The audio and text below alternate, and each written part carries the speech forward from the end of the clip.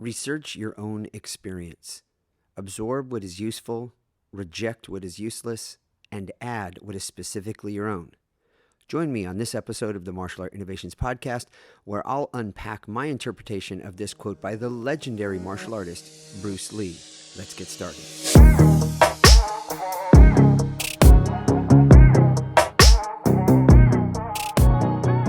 Hello, I'm Don Frack, your host. I'm the owner and instructor at Martial Art Innovations, a self-defense and fitness-based martial art facility in Covina, California.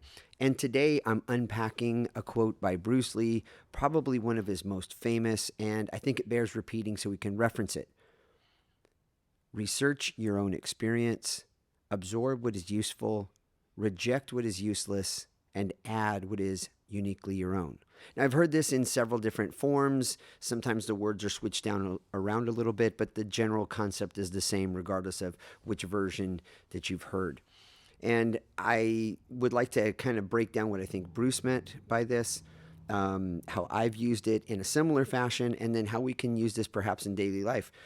I quite often reference to my students that their martial arts training should benefit their life in general. That if they're training martial arts simply for the purpose of learning to defend yourself, you're really missing a great opportunity for martial arts to have a much wider and greater impact.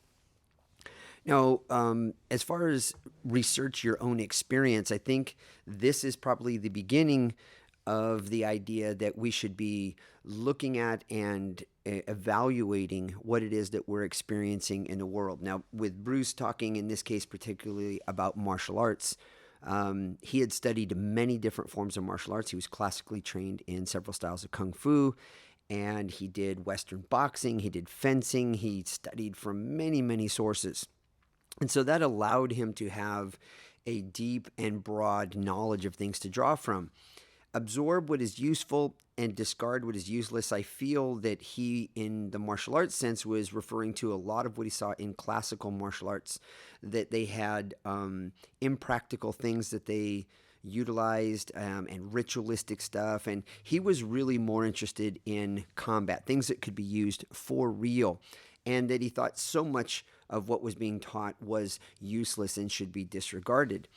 And then as far as adding specifically or uniquely what is your own, Bruce Lee definitely did this. In his style, Jeet Kune Do, it definitely has its own flavor because it takes from many different systems and is applied into what he started. And if you look at his films, you want to talk about unique. Here's a gentleman that steps into a genre of film, action films, and the movies before Bruce Lee, as far as this style of fighting goes, looked a certain way. And then when Bruce Lee came, it was definitely very unique and all him. And action films would never be the same after that. I personally have adapted this concept in my own martial arts experience. I've been practicing martial arts for about 40 years now. As a matter of fact, this is 2022. I began doing martial arts in 1982. So 40 years of experience has allowed me to have kind of a broad exposure to many different styles, systems, teaching methods, etc. And I have done my best to absorb what I felt was the most useful of those things. Now, where I may differ here is I'm much less likely to disregard or dismiss what is not useful, because I have to have a clear definition of what that is, because there's many times at which we just don't have the experience, the knowledge, or the wisdom to put something to use. So I'm more likely to put something on the shelf rather than throw it straight into the trash for reference later. And then adding what is uniquely your own. In my case, the martial art that I teach today is not anything like most of the systems that I studied, in that I incorporate things like role play into our training. And that was never taught to me in any of the martial art classes I ever took. And role play being that I'm practicing how not to get yourself into an altercation, practicing the kind of words that you use, your body language, your spacing, etc.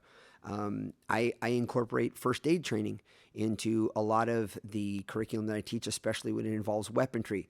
I was never taught anything like that when I was first studying martial arts. I brought that idea into myself because I felt, how unfortunate it be that you learn a knife defense or gun defense that allows you to survive. But if you're injured during the fight and then you succumb to your wounds, then the defense wasn't valuable at all. So I make sure that we incorporate first aid. I add a lot of things in that I think make what I do unique. Now, I don't by any means think that my system is the best that's out there, but I do think it's definitely unique and it's mine. And I think that we can take this concept and we can apply it broadly to our work environment. If you happen to have experience in working more than one job, sometimes that can be a great benefit and a value because you can then bring the experience you've had in other domains to the place that you're currently working. And what you can do is you can take the best of each of the places you've worked at previously, bring those along with you, and reject what was not useful, perhaps policies from a business or a company, or the way that a certain person may have managed you at that job or facility, and then add what's uniquely your own. And that's how you would combine all these things together as an employee working somewhere. We can apply this in our families.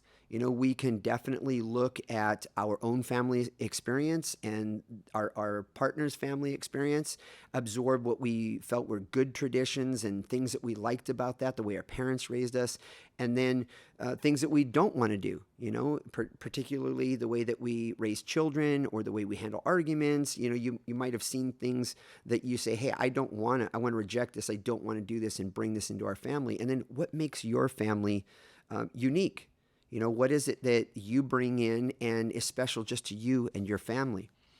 Now, this idea we can see throughout culture in many different ways. So when I was growing up as a kid, I really liked basketball. As a matter of fact, I had a dream of being an NBA player when I was a little kid. But in the 80s, Kareem Abdul-Jabbar was a player for the Los Angeles Lakers, and he was famous for what's called a sky hook, and that's where you stand sideways to the basket and you kind of fling the ball over your head. And it really had a heavy influence on me. And as I bring this up, I'm trying to think of other players from that time that really stood out. Now, I was a fan of him, but that particular flavor of shot and play was definitely uniquely him. You can see this in film. Who am I thinking here? Tim Burton. There we go. That's what I was thinking of. Tim Burton. When you see a Tim Burton film, there are lots of different people that have done animation prior to him. But when you watch one of his movies, especially classically like A Nightmare Before Christmas, that's probably his most famous one, you can feel that there's something different there. And I had the benefit of going to see an exhibit of his artwork from when he was a young man. And you can see, even in his teens and in his 20s, the start of what would be his unique flavor and what he really added to make it uniquely his own. In the area of music, Chris Cornell, he was the lead singer for Soundgarden, Audioslave, and he had a very successful solo career.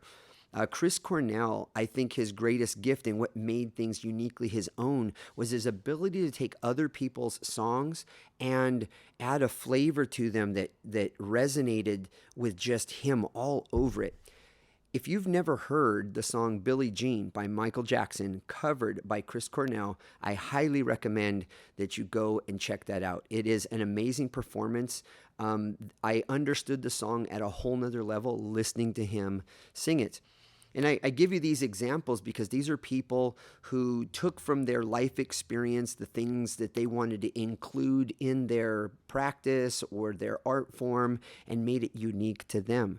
And so I think that the idea of researching your own experience, absorbing what is useful, rejecting what is useless, and adding specifically that which is your own is a very, very valuable philosophy.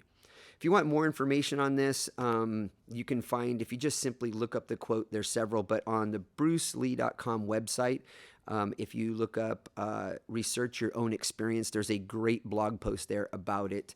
And perhaps in the future, I'll do something similar to it. I'd like to thank you for joining me on this episode of the Martial Art Innovations Podcast. If you're not already subscribed, please consider doing so you'll receive future updates. If you'd like more information about myself and what I do at my school, you can contact me through martialartinnovations.com. I have social media profiles on Instagram, Twitter, Facebook, and YouTube as well, so you can get information there. If you happen to live in the Covina area and you'd like a free trial membership to my facility, simply contact me at my school, either through our email address, which is martialartinnovations@gmail.com, or you can give me a call at 626-331-3252. I'd be glad to accommodate you. Thank you so much for taking the time to listen to this episode, and I look forward to having you join me on the next one. Take care.